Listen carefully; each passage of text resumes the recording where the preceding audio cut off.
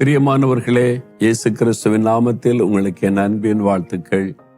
இதோ ஒரு புதிய மாதத்தின் முதல் நாளுக்குள் கர்த்தர் நம்மை கொண்டு வந்திருக்கிறார். ஆண்டவருக்கு ஸ்தோத்திரம் உண்டாவதாக. ஒவ்வொரு நாளும் அவருடைய கிருபைதான் நம்மை தாங்கி நடத்துகிறது. ஒவ்வொரு நாளுமே அவருடைய கிருபை நமக்கு அவசியம். ஒரு மாதத்தை கடந்த புதிய மாதத்திற்குள் வரும் பொழுது அந்த மாதம் முழுவதிலும் நமக்கு நிறைய தேவைகள் இருக்கிறது. இல்லை, அந்த மாதத்துக்கான தேவைகள் உண்டு, பண தேவைகள் உண்டு, நம்முடைய பிள்ளைகளுடைய தேவைகள் உண்டு, குடும்பத்தின் தேவைகள் உண்டு, இந்த மாதத்துல செய்து முடிக்க வேண்டிய பல வேலைகள் உண்டு, நிறைய சவால்கள் உண்டு.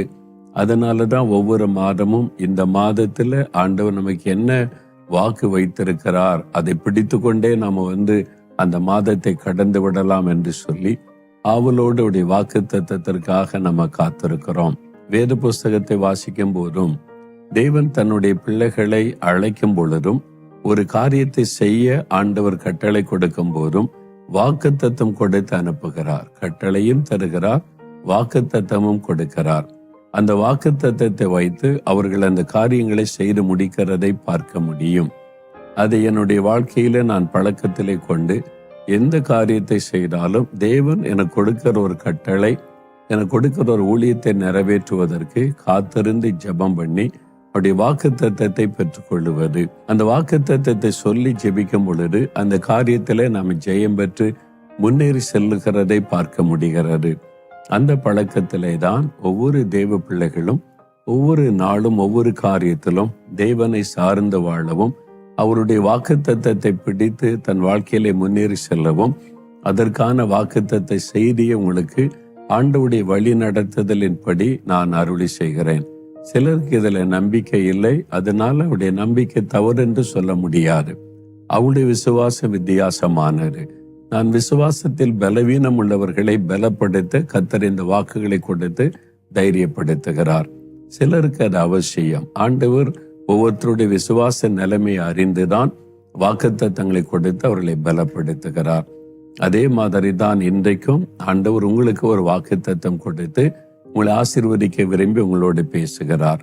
அது ஆண்டவர் மேல உள்ள உங்களுடைய விசுவாசத்தை பெருக பண்ணும், ஆண்டவர் மேல உள்ள அன்பை அது பெருக பண்ணும். அதனால இந்த நாளிலும் அவளோடு வாக்குத்தத்தத்திற்காய் காத்திருக்கிறீங்க. ஆண்டவர் உங்களுக்கு ஒரு வாக்கு கொடுத்திருக்கிறார். நான் இந்த மாதத்திற்காக ஜெபித்த போது கர்த்தர் கொடுத்த வாக்குத்தத்தம் 37வது சங்கீதம், உன் வழிகளை கர்த்தருக்கு ஒப்புவித்து அவர் மேல் நம்பிக்கையாயிரு, அவரே காரியத்தை வாய்க்க பண்ணுவார். கர்த்தர் காரியத்தை வாய்க்க பண்ணுவார். கர்த்தர் உங்களுக்கு காரியத்தை வாய்க்க பண்ணுவார். ஆண்டவர் சொல்லுகிறார், என் மகனே உன் காரியத்தை நான் வாய்க்க பண்ணுவேன், என் மகளே உன் காரியத்தை நான் வாய்க்க பண்ணுவேன் என்று ஆண்டவர் சொல்லுகிறார். சந்தோஷம் தானே? இந்த காரியம் வாய்க்கவே மாட்டேங்குது. எவ்வளவோ நான் ஜெபம் பண்ணி பார்க்கிறேன், என்னென்னவோ நான் ஜெபம் பண்ணி முயற்சி செய்து பார்க்கிறேன், இந்த காரியம் மாத்திரம் தோல்வி அடைகிறது, வாய்க்கிற மாதிரி தெரிந்து கடைசியில தடை வந்து விடுகிறது. இது வாய்க்குமா வாய்க்காதா, அல்ல இந்த தடையிலேயே நான் துக்கத்தோடு வாழ்கிறேனே என்ற மன சோர்வோடு கூட இந்த வார்த்தையை கேட்டு கொண்டிருக்கலாம். இப்ப இயேசு உங்களை பார்த்து சொல்லுகிறார், என் மகனே சோர்ந்து போகாதே, நான் உன் காரியத்தை வாய்க்க பண்ணுவேன். என் மகளே நீ சோர்ந்து போகாத, உன் காரியத்தை நான் வாய்க்க பண்ணுவேன். அது வேலை காரியமா இருக்கலாம், திருமண காரியமா இருக்கலாம், ஒரு வீடு வாங்குகிற காரியமா இருக்கலாம், கர்ப்பத்தின் ஆசீர்வாதத்தை பெற்றுக்கொள்ளுகிற காரியமா இருக்கலாம், ப்ரமோஷன் காரியமாக இருக்கலாம். ஏதோ ஒரு காரியம் உங்களுக்கு வாய்க்கணும். ஆண்டு சொல்கிறார், நான் வாய்க்க பண்ணுவேன். கர்த்தர் சொல்லிட்டா அதை யாரு தடுக்க முடியும்? ஒருத்தரும் தடுக்க முடியாது. அவர் கட்டாயம் வாய்க்க செய்து விடுவார். இந்த மாதத்துல இந்த காரியத்துல உங்களுக்கு காரியம் வாய்க்கும். நீங்க விசுவாசிங்க. இந்த வாக்குத்தத்தம் எனக்குரியது, என்னோடுதான் ஆண்டவர் பேசுகிறார்.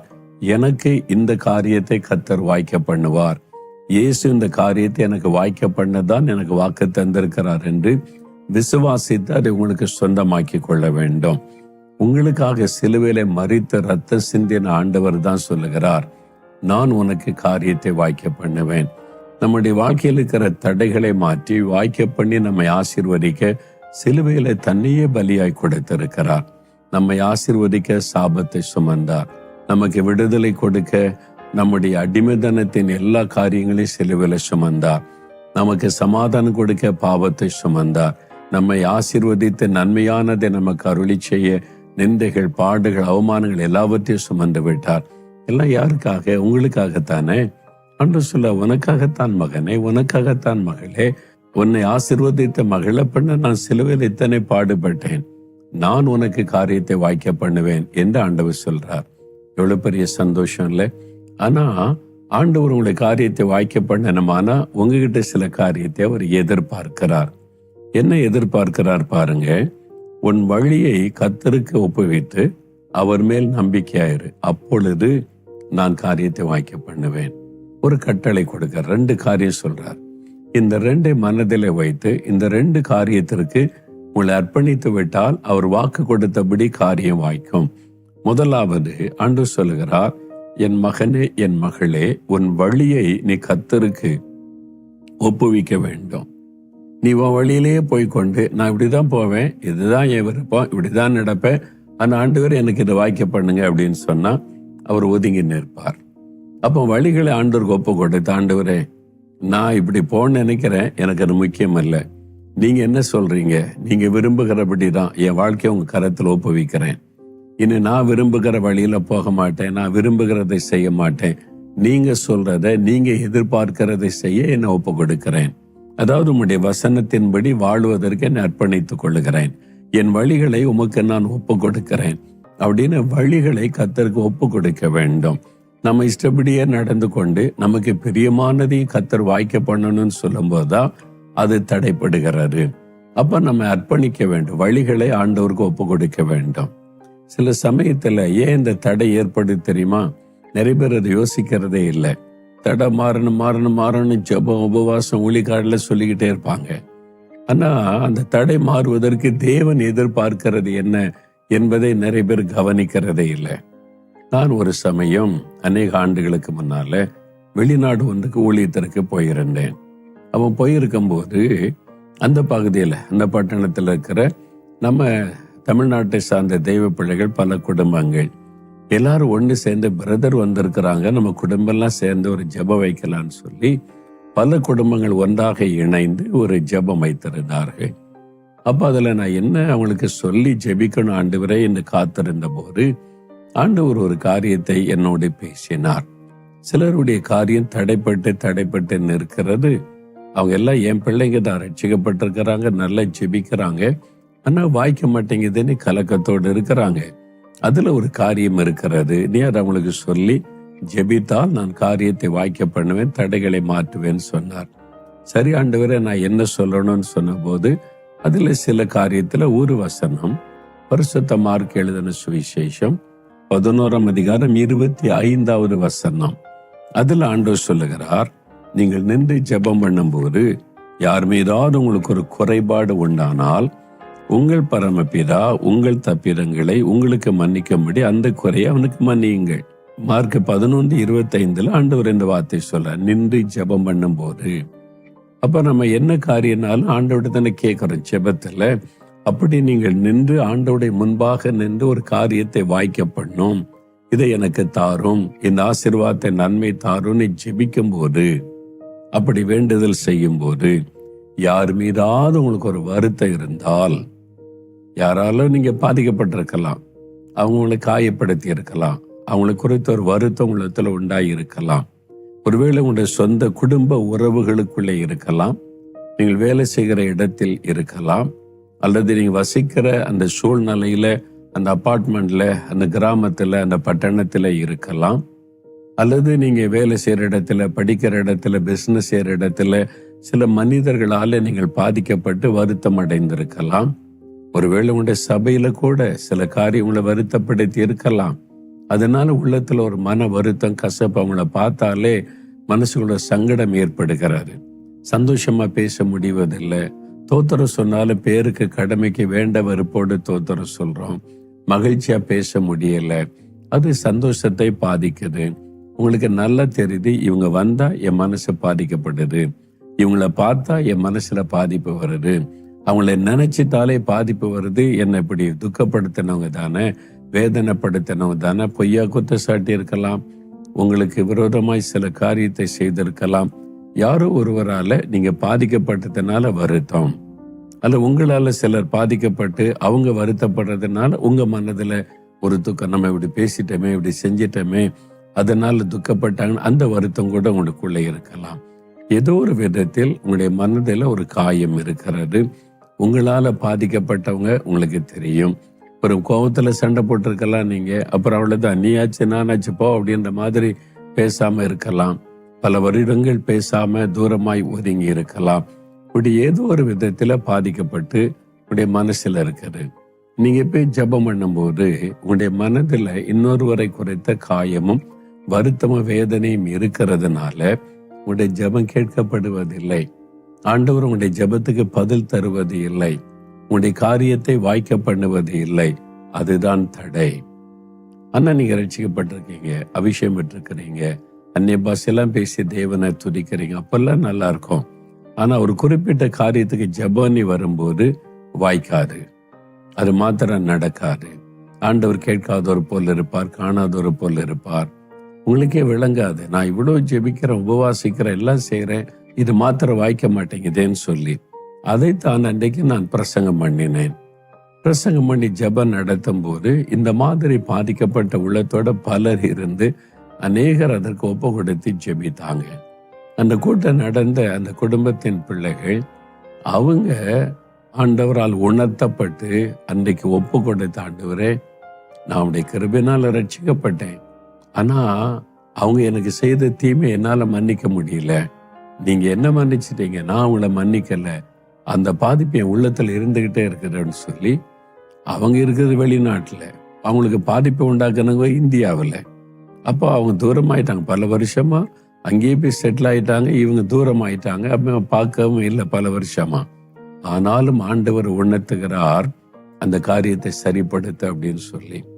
உடனே அவங்க ஒப்பு கொடுத்து தன் வழிகளை சரிப்படுத்தி ஆண்டவருக்கு அர்ப்பணித்து அவங்களுடைய சில நண்பர்கள் மூலமா அந்த ஃபோன் நம்பர் எல்லாம் தேடி பிடிச்சு வாங்கி அங்கிருந்து ஃபோன் பண்ணாங்க. ஃபோன் பண்ண உடனே பல வருஷம் ஆச்சு இல்லை, நீங்க யாருன்னு கேட்டா நான் தான் சொல்லி தன்னை அறிமுகப்படுத்தின போது அவங்களுக்கு ஒண்ணு பேச்சு ஓடலை. பல வருஷம் ஆச்சு, 2 பேரும் மன வருத்தத்துல பிரிஞ்சிட்டோம், பேசுறது இல்லை. அப்போ அவங்க சொன்னாங்க, இத்தனை வருஷம் ஆச்சு, உங்களை குறித்த ஒரு மன வருத்தம் எனக்கு உள்ளத்துல, அதனால நான் பேசாம இருந்துட்டேன் இத்தனை வருஷமா. ஆனா இப்போ ஆண்டவர் என்னோடு பேசினார், இதை தவறு, உன் உள்ளத்துல இந்த கசப்பை வெறுப்பை வச்சிருக்கிற, நீ மன்னிச்சிரு, அவனோட ஒப்புரவாயிருன்னு ஆண்டவர் பேசினார். அதனாலதான் நான் பேசுறேன், அதனால நான் எல்லாத்தையும் மன்னிச்சு மறந்துட்டேன். நான் உங்களை காயப்படுத்தி இருந்தா, வேதனைப்படுத்தி இருந்தா தயவு செய்து அதை மன்னிச்சிருங்க. நானும் மனப்பூர்வமா எல்லாத்தையும் நடந்த காரியத்தை மன்னிச்சு மறந்துடுறேன். ஆண்டவர் இதை எனக்கு சொன்னார் என்று ஒப்பு கொடுத்த உடனே அவங்களுக்கு பெரிய சந்தோஷம். அவங்க சொன்ன, மனப்பூர்வமா நானும் நடந்த காரியத்திற்காக எல்லாம் மன்னிப்பு கேட்கிறேன், மன்னிச்சிடறேன், நான் அவனை வருத்தப்படுத்தி இருந்தா மன்னித்து கொள்ளுங்கன்னு சொல்லி ஒரு ஒப்புரவாகுதல் நடைபெற்றது. பாருங்க, சிலர் நம்முடைய நேரம் ஜெபம் பண்ணாங்க, அவ்வளவுதான். என்ன நடந்தது தெரியுமா? இத்தனை வருஷமா ஜெபம் பண்ணி உபவாசம் பண்ணி பார்த்தும் நடக்காத காரியம் உடனே நடந்து விட்டது. உடனே அது வாய்த்து விட்டது. உடனே இந்த காரியம் ஜெயமாக்கி விட்டது. உங்களுக்கு ஆச்சரியம். அவங்க என்கிட்ட சொன்னாங்க, பிரதர், இத்தனை வருஷமா இதுக்காக எவ்வளோ நாங்க ஜெபிச்சோம், குடும்பமா ஜெபித்தோம், உபவாசம் பண்ணின வாய்க்கல தடைகள் தான். ஆனா நான் அந்த வசனத்துக்கு கீழ்ப்படிந்து என்னை ஒப்பு கொடுத்து என்னை தாழ்த்தி நான் மன்னிப்பு கேட்டு ஒப்புரவானேன். உடனே தடை மாறி அந்த காரியம் வாய்த்து விட்டது. எங்களுக்கு ஆச்சரியமாய் இருக்கிறது என்று. இதைத்தான் ஆண்டவர் சொல்லுகிறார், உன் வழியை நீ கர்த்தருக்கு ஒப்பு கொடுக்கணும், அப்போ உன் காரியத்தை நான் வாய்க்க பண்ணுவேன்னு ஆண்டவர் சொல்ற. இல்ல நான் செய்யறதெல்லாம் சரிதான், நான் இப்படிதான் இருப்பேன், என் குணம் அப்படிதான் சொல்லி நீங்க பிடிவாதம் காமிச்சீங்கன்னா ஆண்டவர் அதை விட பிடிவாதம் காண்பிக்கிறவர். அப்படியா, நான் இப்படிதான் இருப்பேன், நீ ஜெபம் பண்ணிக்கிட்டே இரு, நான் பாடல அமைதியா இருக்கிறேன், அதெல்லாம் தர முடியாதுன்னு அவர் அமைதியாயிருவார். ஆண்டவர்கிட்ட இருந்து பிடிவாதெல்லாம் காட்டாருங்க, உங்களை தாழ்த்தி ஒப்பு கொடுத்துருங்க. ஆண்டவரே, உமக்கு பிரியமில்லாத எதுவும் எனக்கு வேண்டாம், உம்முடைய வழிகளில் நடக்க என்னை ஒப்பு கொடுக்கிறேன், என் வழிகளை உமக்கு ஒப்பு கொடுக்கிறேன். ஆண்டவருக்கு நம்முடைய வழிகளை ஒப்பு கொடுப்பாரு, வேத வசனத்தின்படி வாழ ஒப்பு கொடுப்பாரு. அப்படி நீங்க ஒப்பு கொடுத்துட்டீங்கன்னா காரியம் வாய்க்கும் அப்படின்னு ஆண்டவர் சொல்றார். 2வது ஆண்டு சொல்லுகிறார், கர்த்தர் மேல் நம்பிக்கையாயிரு, வழிகளை கர்த்தருக்கு ஒப்புவித்து அவர் மேல் நம்பிக்கையாயிரு. உங்க நம்பிக்கை எதன் மேல வச்சிருக்கிறீங்க? என்ன நம்பிக்கையில வாழ்றீங்க? எது மேல நீங்க நம்பிக்கை வச்சிருக்கிறீங்க? சிலர் பாருங்க, தங்கள் மேல தங்களுடைய ஞானம், தங்களுடைய பலன், திறமை, அது மேல நம்பிக்கை. தனக்கு இருக்கிற மற்ற உறவுகள், அவங்க பெரிய பணக்காரங்க, அவங்க எனக்கு சொந்தக்காரங்க, அவங்க எம்எல்ஏ பதவியில் இருக்கிறாங்க, ஆளுங்கட்சி எம்எல்ஏ, அவங்க என் சொந்தக்காரங்க. அந்த பலன் நம்பிக்கை எங்க இருக்குது? ஒரு மனிதன் மேல. நம்பிக்கை எங்க இருக்கு? சுய பலத்தின் மேல. எனக்கு திறமை இருக்கு, எனக்கு ஞானம் இருக்கு, நான் முடியும். அந்த மாதிரி இப்படி நம்பிக்கை வைக்கிறவர்கள். அப்போ உங்களுடைய நம்பிக்கை கர்த்தர் மேல இருக்குதா, உங்க மேல இருக்குதா? உங்க நம்பிக்கை கர்த்தர் மேல இருக்குதா, ஒரு மனுஷன் மேல இருக்குதா? அதை யோசித்து பாருங்க. இங்க வசனம் சொல்லுகிறாரு, நீ முதலாவது உன் வழிகளை கர்த்தருக்கு ஒப்புவிக்கணும். 2வது கர்த்தர் மேல் நம்பிக்கையா இருந்தீன்னா அவரே உன் காரியத்தை வாய்க்க பண்ணுவார். அப்ப ஆண்டவர் மேல வைக்கிற நம்பிக்கை. இப்போ வேத புஸ்தகத்துல எரேமியா தீர்க்கதரிசன புஸ்தகம் 17ஆம் அதிகாரத்துல 2 வசனம், அதை வாசிக்கும் போது நல்ல விளங்கும். எரேமியா 17:5 பாருங்க. 5வது வசனம், மனுஷன் மேல் நம்பிக்கை வைத்து மாம்சமானதை தன் புயபலமாக்கி கொண்டு கர்த்தரை விட்டு விலகுகிற இருதயமுள்ள மனுஷன் சபிக்கப்பட்டவன் என்று கர்த்தர் சொல்லுகிறார். முதல்ல சாபம் யாருக்குன்னா, மனிதன் மேல நம்பிக்கை வைத்து மாம்சமானதை புயபலமாக்கி, தன்னுடைய மாம்சம், எனக்கு பலன் இருக்கு, என்னால முடியும், அது மேல ஒரு நம்பிக்கை. இப்படி நம்பிக்கை வைக்கும் போது கர்த்தரை விட்டு விலகுகிற இருதயம், உங்களுடைய இருதயம் உங்களை அறியாமலேயே கர்த்தரை விட்டு விலகுகிறது என்பதை மறந்துடக்கூடாது. நீங்க உங்க சொந்த பலத்தின் மேல நம்பிக்கை, உங்களுக்கு இருக்கிற உறவுகள் மேல நம்பிக்கை, உங்களுக்கு இருக்கிற நண்பர்கள், தெரிந்தவங்க, அவங்க பதவி, அவங்களுடைய இருக்கிற பொசிஷன், அவங்க மேல வைக்கிற நம்பிக்கை, இந்த மாதிரி நீங்க நம்பிக்கை வைக்கும்போது சாபம் வந்து விடுகிறார். அப்ப இருதயத்துல கர்த்தரை விட்டு விலகி விடுகிறோம். அதாவது கருத்தம். அப்போ ஆண்டவர் மேல, இயேசுவின் மேல நம்முடைய நம்பிக்கை இருக்கணும். அதுதான் ரொம்ப முக்கியமான ஒரு காரியம். அப்போ உங்களுடைய நம்பிக்கை யார் மேல இருக்குது? எதன் மீது வச்சிருக்கிறீங்க?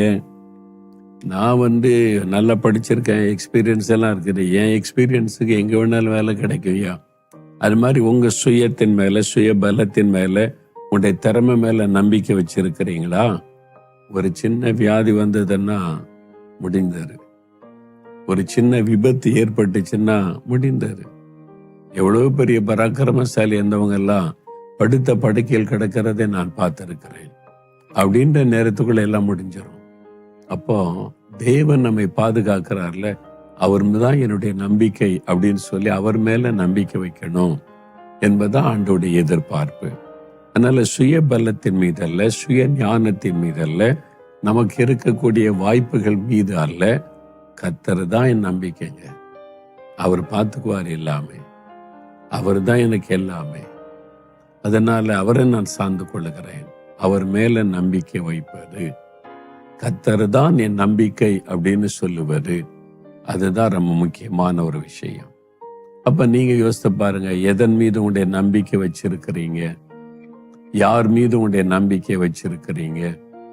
உங்க மேல, உங்களுடைய குடும்பத்தார் மேல, உங்களுடைய படிப்பு மேல, திறமை மேல நம்பிக்கை வச்சிருக்கீங்களா? இருதயத்திலே கர்த்தரை விட்டு விலகுறீங்கன்னு அர்த்தம். தன்னுடைய இருதயத்தில் கர்த்தரை விட்டு விலகுகிறவர்கள், வெளியில நீங்க ஆண்டவருக்கு தான் பேசுவீங்க, கர்த்தரும்பீங்க, கர்த்தர் மேல விசுவாசம்பீங்க, எல்லாம் சொல்லுவீங்க. ஆனா இருதயத்துல கர்த்தரை விட்டு விலகி இருக்கிறீங்க.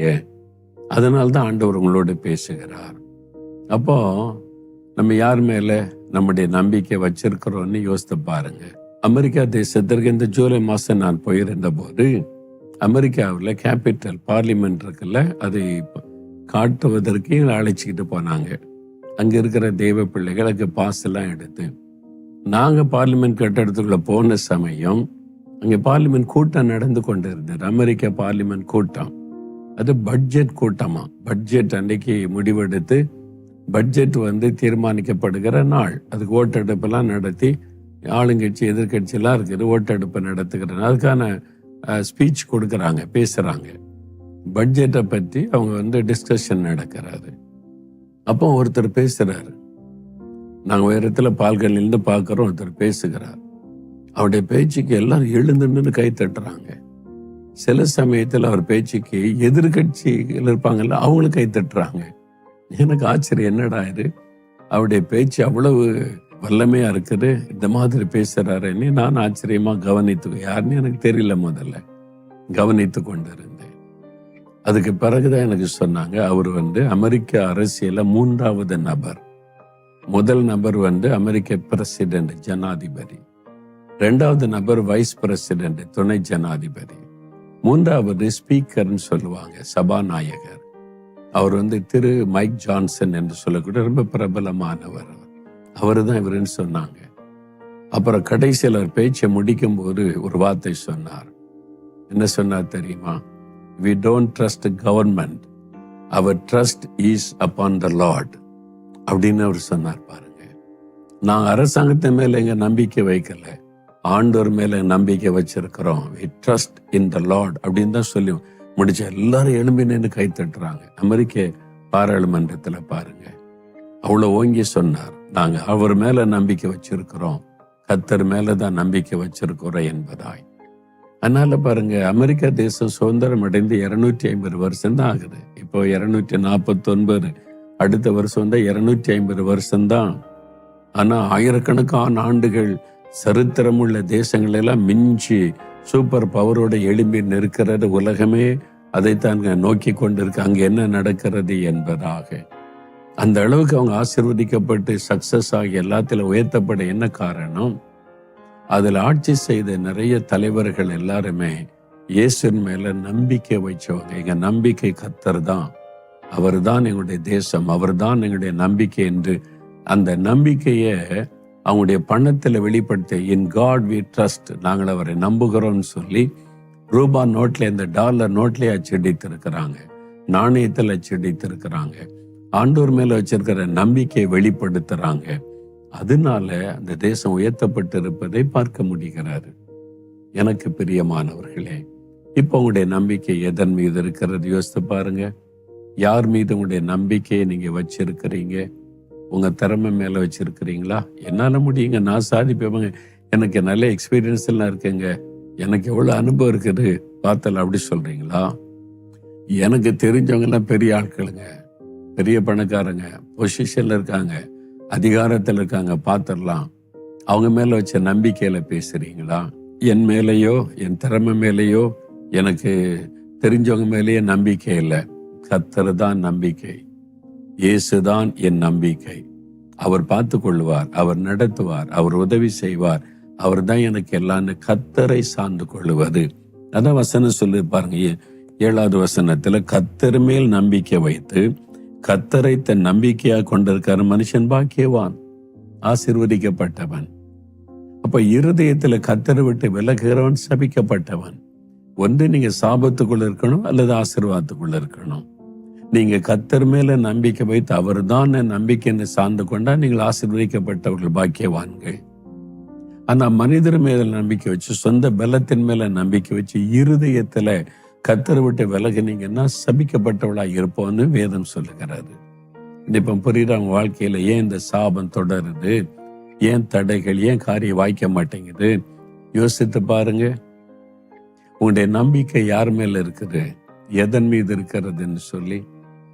அப்ப இன்றைக்கு நீங்க மனம் திரும்பி, ஆண்டவரே, என் சுயத்தனை நம்பல, என் நண்பர்களை, உறவுகளை, அதிகாரத்தில் உள்ளவங்களை நம்பல, என் நம்பிக்கை முழுவதும் என் இயேசு, என் கர்த்தர், நீங்க தான் என் நம்பிக்கை ஆண்டவரே, உங்களை தான் நான் நம்பி இருக்கிறேன், சார்ந்து கொள்கிறேன்னு சொல்லுங்க. அற்புதம் நடப்பதை காண்பீங்க, உங்கள் காரியம் வாய்க்கும். என்று சொன்னால கர்த்தர் மேல நம்பிக்கை வைங்க, உங்களுடைய காரியம் வாய்க்கும். இந்த நாள்ல யோசித்து பாருங்க, எதன் மீது நம்பிக்கை வச்சிருக்கீங்கன்னு. சிலருக்கு ஊழியக்காரன் மேல நம்பிக்கை, அதனால ஊழியக்காரனை ரொம்ப தேடுவாங்க, அவங்களுக்கு தான் முக்கியத்துவம் கொடுப்பாங்க, அவங்கள கடவுள் மாதிரி நினைப்பாங்க. நீங்க எங்களுக்கு கடவுள் மாதிரிங்கம்பாங்க. இல்லை, அப்படிலாம் சொல்லக்கூடாதுங்க. மனிதன் கடவுள்லாம் ஆக முடியாது, அது ஆண்டவருக்கு தான் கனம் கொடுக்கணும்னா ஆமா அவர் தான் கடவுளுங்க, ஆனா ரெண்டாவது நீங்க அப்படி சொல்லுவாங்க. அதெல்லாம் கூட தவறுதான். ஒரு ஊழியக்காரன் தேவனால் பயன்படுத்துகிற அவருடைய வேலைக்காரன், அவ்வளவுதான். உங்களுக்கு நன்மை உண்டாக அவனை வேலைக்காரனா வச்சிருக்கிறார். கர்த்தருக்கு அவனுக்குள்ள காரியம் உறவு வேறு. ஆனா நீங்க கர்த்தர் மேலதான் விசுவாசம் வைக்கணும். கர்த்தரால பயன்படுத்துகிற ஊழியக்காரன் அல்ல, ஊழியக்காரனை பயன்படுத்துகிற கர்த்தர் மேல, அதான் உங்களுடைய நம்பிக்கையா இருக்கணும். எதை நம்புறீங்க?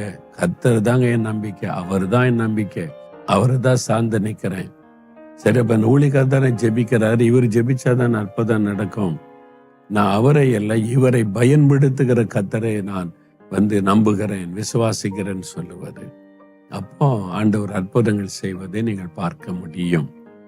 ஒரு சமயம் பாருங்க, திறப்பின் வாசல் ஜெபம் நடக்குதுல்ல, நிறைய பேர் திறப்பின் வாசத்துக்கு ஆயிரக்கணக்கான மக்கள் வருவாங்கல்ல, தேசத்துக்காக ஜெபிக்கிறதுக்கு.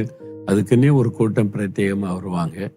இன்னொரு சிறு கூட்டம் இருக்காங்க, தனக்கு ஒரு நன்மை நடக்கணும், என்னோடு பேசணும், சுகம் வேணும், அப்படி வர்றவங்களும் இருப்பாங்க கொஞ்சம் பேர்.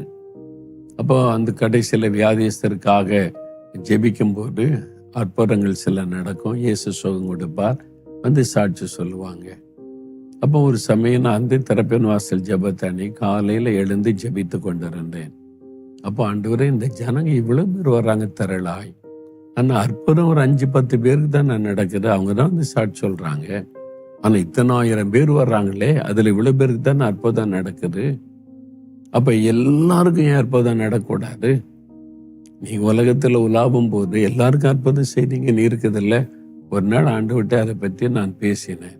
அப்ப ஆண்டவர் சொன்னார், மகனை, என்னை நம்பி விசுவாசித்து யார் யார் வர்றாங்களோ அவங்களுக்கு எல்லாம் நான் அற்புதம் செய்கிறேன். சிலர் ஒன்ன நம்பி வர்றாங்க, மோகன்லாசஸ் சுகமாக்கிடுவார், மோகன்லாசஸ் பார்த்துக்குவார், மோகன்லாசஸ் எனக்கு எதை செஞ்சிருவார், அதை செஞ்சிருவார், சுகம் வாங்கி தந்துருவார், விடுதலை தந்துருவார், ஒன்னை தானே நம்பி வந்தாங்க. அவங்களுக்கு நான் ஏன் அற்புதம் செய்யணும்? அதுதான் நிறைய மிஸ்டேக். அவங்க உன்னை பயன்படுத்துகிற என் மேல நம்பிக்கை வைக்காம நான் பயன்படுத்துகிற ஊழியக்காரனாகிய உன் மேல நம்பிக்கை வைக்கிறாங்க. அப்ப அவனுடைய இருதயம் என்னை விட்டு விலகுகிறது, ஊழியக்காரன் பக்கமாய் சாய்கிறது. அப்ப இருதயத்தில் என்னை விட்டு விலகுகிறவர்கள் சாபத்துக்குள்ளாயிறாங்க. அவங்களை அறியாமலே ஊழியக்காரனை தானே நேசிக்கிறோம், ஊழியக்காரனை தானே புகழ்றோம், ஊழியக்காரன் தானே முக்கியம், அப்படி சொல்லியிருக்கு இப்படி சொல்லியிருக்குன்னு ஊழியக்காரனை கடவுள் ஆக்கிட்டீங்கன்னு வைங்க, சாபந்தான் உண்டாகும். ஒண்ணு நடக்காது, வாய்க்காது. அப்ப இப்ப சொல்லுங்க, ஏன் உங்க வாழ்க்கையில இதுவரை வாய்க்கல?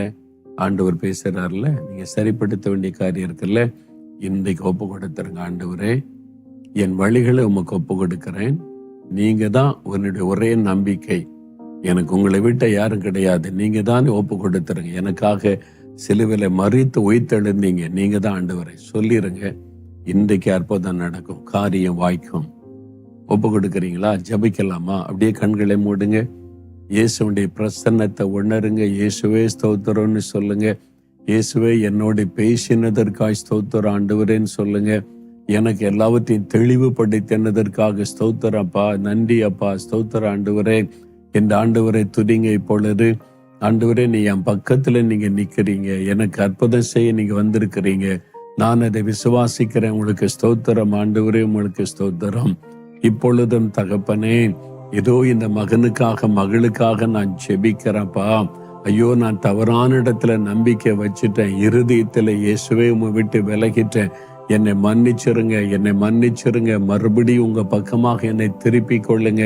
நீங்க தான் எனக்கு எல்லாமே, நீங்க தான் என்னுடைய நம்பிக்கை, நீங்க தான் என்னுடைய ஆதாரம், நீங்க தான் எனக்கு அற்புதம் செய்கிற தேவன் என்று சார்ந்து கொள்ளுகிறேன் என்று ஆண்டவரை ஜெபிக்கிற இந்த மகன், ஜெபிக்கிற இந்த மகளுக்கு இரக்கம் செய்வீராக.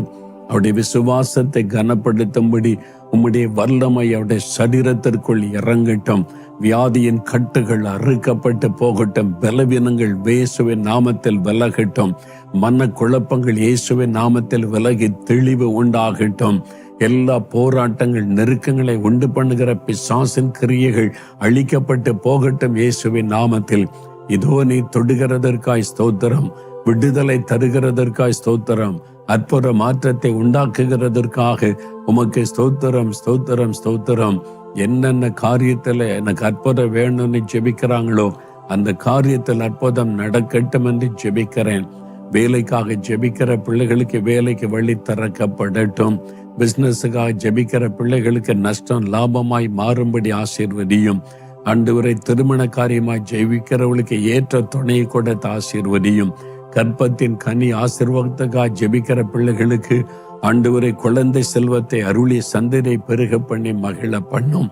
இப்பொழுது ஒரு அற்புதம் நடக்கட்டும், காரியம் சித்திக்கட்டும், தடைகள் எல்லாம் விலகட்டும் இயேசுவின் நாமத்தில். இந்த மாதத்தில் இந்த காரியங்கள் எல்லாமுடைய பிள்ளைகளுக்கு ஜெயமாக்கி கொடும். ஆண்டவர் அற்புதம் செய்தார் என்ற மகிழ்ந்திருக்க செய்தருளும். மற்றவர்களை மன்னித்து ஒப்புரவாக கிருபை கொடுத்த தேவன் மற்றவர்களுக்கு மத்தியிலே சாட்சியான் என்றுமை மகிமைப்படுத்தும்படி ஆசீர்வதியும். காரிய சித்தி கர்த்தரால் வரும். நான் சித்திக்க பண்ணுவேன் என்று வாக்கு கொடுத்தபடி உடனே அந்த தடைகள் யாவும் விலகட்டும், காரியங்கள் வாய்க்கட்டும், அற்புதத்தை கண்டுமடி பிள்ளைகள் மகிழட்டும். இயேசு கிறிஸ்துவின் நாமத்தில் ஜெபிக்கிறோம் பிதாவே. ஆமேன், ஆமேன். பிரியமானவர்களே, ஆண்டவர் உங்களுடைய ஜெபத்தை கேட்டார். உங்களை ஒப்பு கொடுத்து ஜெபித்ததனால் அற்புதம் செய்து விட்டார். விசுவாசிங்க, காரியம் வாய்க்கும். அற்புதங்களை நீங்க காண்பீங்க. ஆண்டவரை துதித்து மகிழுங்கள். ஆமேன்.